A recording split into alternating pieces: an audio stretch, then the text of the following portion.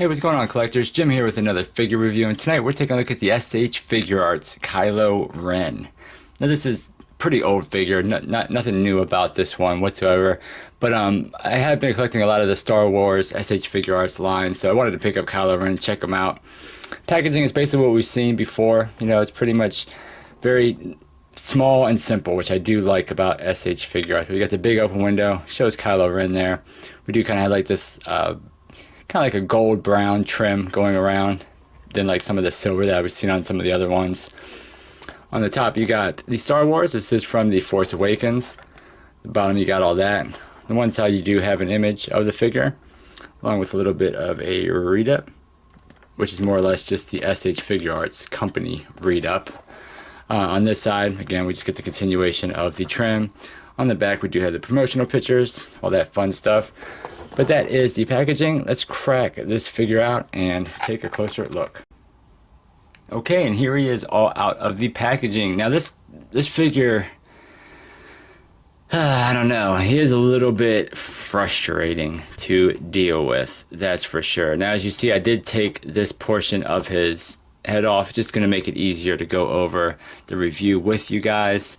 But let's go over the accessories. Of course, we do get two fist hands that come on him out of the packaging, so you do get a pair of fists.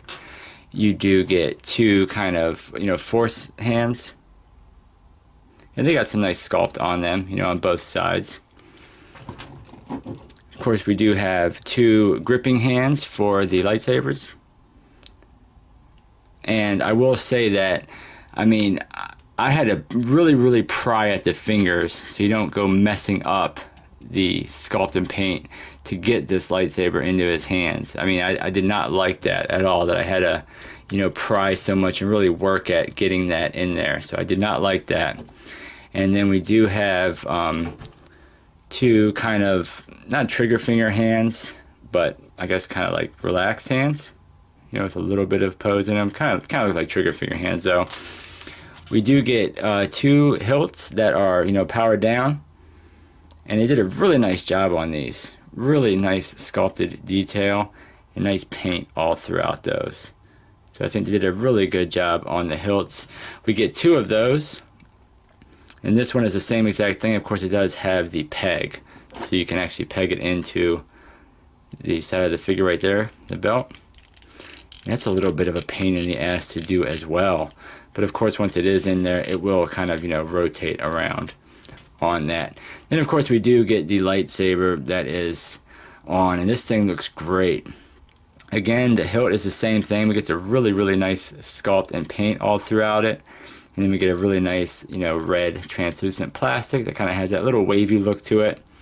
So I am liking that. That looks awesome. Now the hands, getting the hands on and off this figure is a pain in the ass. I don't know what it is. But I mean, the peg itself isn't like super tiny, but it's like small enough, you know, and it just always seems to want to, you know, hinge on you as you're trying to get that on there. But yeah, I definitely noticed that it's been a pain to swap the hands out on this figure. And of course, we do have the soft plastic for this guy, and I know a lot of guys, you know, that have already kind of went with third-party cloth robe for this Kylo Ren. But let's take a closer look at him, because I mean, even though it is plastic, it's not horrible. And the head, you can pop the head off, of course, and take the helmet out of this, which is a little bit of a pain in the ass. Mine seems to always want to come out at the neck, so the entire neck comes out. But you can technically even take this part off as well. I mean, you can even pop the torso off, and I believe probably take these pieces off. So if you just kind of wanted to have them looking like that, you can. So I mean, there is a lot of different options with this one. With this on, it doesn't look bad, but it's just way too kind of, I don't know, like I guess it needs to be heated up and more kind of form-fitting. But I just took it off and been kind of displaying it like this. But I mean, the helmet I think looks really good. They did a good job with the sculpt and the paint. On the helmet we get some nice scratches and, you know, battle damage. Of course, all of his robe parts are a very kind of soft plastic. So it's not going to get in the way too much of articulation. It does get a little bit harder back here where it's kind of bunched up and sculpted. But a really nice texture all throughout it. Maybe even get like some sculpted kind of tethered look on the end. Of course, we do have the sculpting on his arms, which look really, really good. His belt is very, very plain, you know. Of course, we even get sculpting on the underskirt parts, and they are soft as well, so you could even lift those up. And we do get sculpting on his pants. And the boots are done really nice. They look good. We even get some silver on the buckles. So the boots look really, really good, and the sculpt even continues, you know, all the way up to the back of the figure.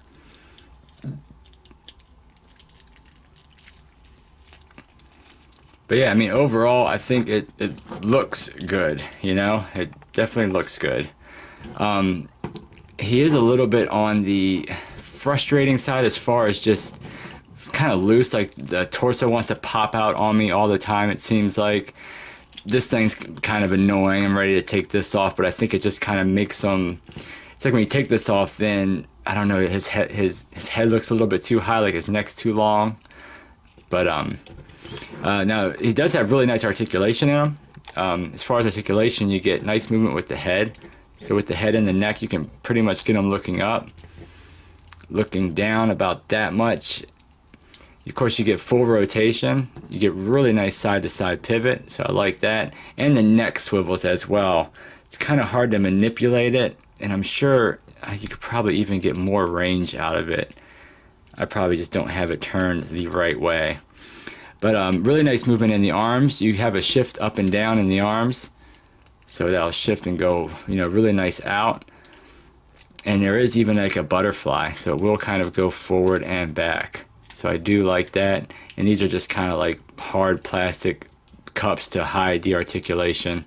But you do get movement that way. Of course, you do have a swivel around that, so that's kind of like your bicep swivel. Double jointed elbows look a little rough, but I mean, you get some nice range. And then of course you have the swivel and hinge in the hands. You can set that to go up and down or left and right. You do have a double ball peg here at the torso. Nice movement out of that. But as you see, it's kind of floppy, a little bit loose on mine. But really nice movement back, really nice forward. Of course you get side, side, you get all around. And the belt is just a floating piece, and you kind of get that same movement here at the waist with twist and kind of all around movement. Now as far as his legs, you do get a little bit of a drop down. So you get a little bit of a drop down, kicks up really nice. Kicks back really nice. Of course you do get swivel around that. You do get a bend at the knee, which gives you pretty much a little bit better than 90 degrees. Doesn't swivel, but you know, you get that here. Then as far as the feet, you don't really get much back at all. Get a little bit forward. You have a little bit of an ankle rocker, a little tiny bit, and then you do have the toe joint. So I mean, all in all, it's nice. I mean, the movement you can get with them is nice. Some joints are a little bit loose here and there. I feel like the torso pops out way too easily. But you are going to be able to get him in some pretty cool, you know, poses for your shelf. So that is going to be awesome on your Star Wars shelf. Now I do have him kind of crouched over a little bit, but standing straight up, when I measured him earlier, he was a little bit over 5 3/4 inches tall, which he still kind of is, even a little bit crouched down. So he's like a little bit under 6 inches. So he will look good within your SH Figuarts collection, but maybe not so good in your, you know, Black series. Let me get him to stand up. Here's an SH Figuarts Darth Maul. So as you see, a nice comparison between these two, of course, within the SH Figuarts line.